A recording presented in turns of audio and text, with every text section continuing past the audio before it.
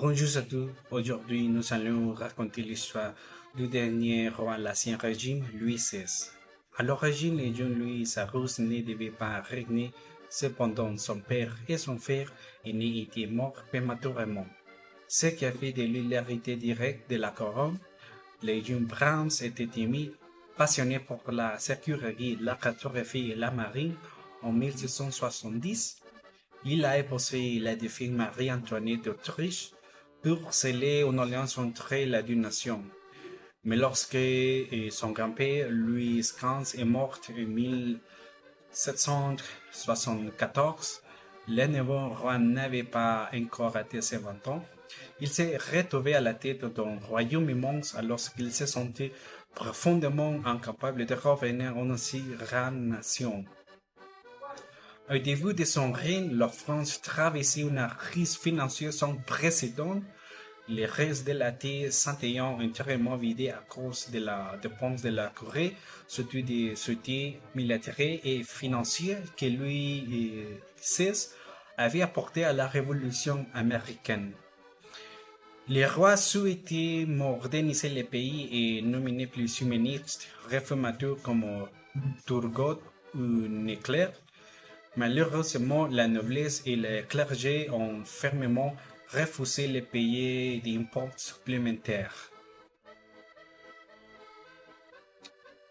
En 1788, des mauvaises récoltes ont provoqué une famine dévastatrice. Les peuples qui n'y pouvaient plus racheter les pains est devenu ferré. Son autre option, Louis XVI a décidé d'embarquer à les États généraux pour mai 1789, une assemblée qui ne s'était pas réunie depuis plus de 151. Très vite, les appartements ont échappé à contrôle du souverain. Les traits étaient à proclamer l'Assemblée nationale a promis de donner une constitution à la France. La tension était à son tombée dans les rues de la capitale le 14 juillet en 1789.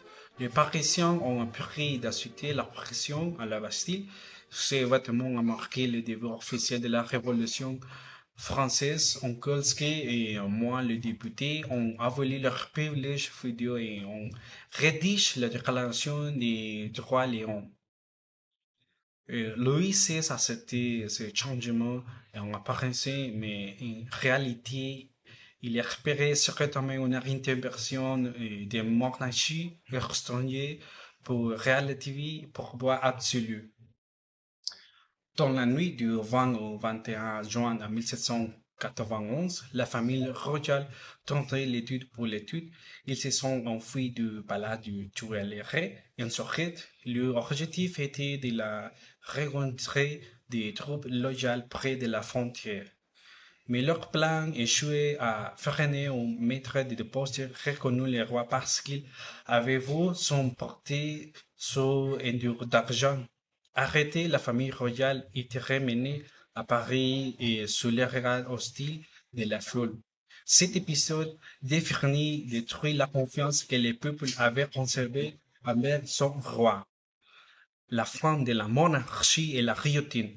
En avril de 1792, la France a déclaré l'arrêt à l'Autriche. Les décivités militarisées initialité ont accentué la proue de l'attraction. Le 10 août 1792, les peuples attaquent le palais du Tuileries et impressionnent la famille royale à la pression des tombes.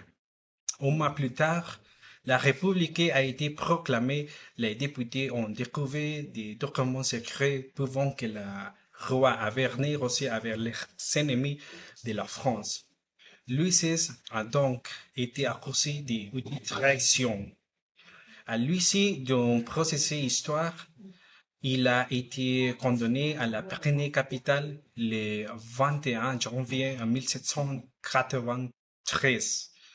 Louis XVI est monté calmement sur l'échafaud avant que la main n'ait tombé. Il a prononcé ces dernières paroles.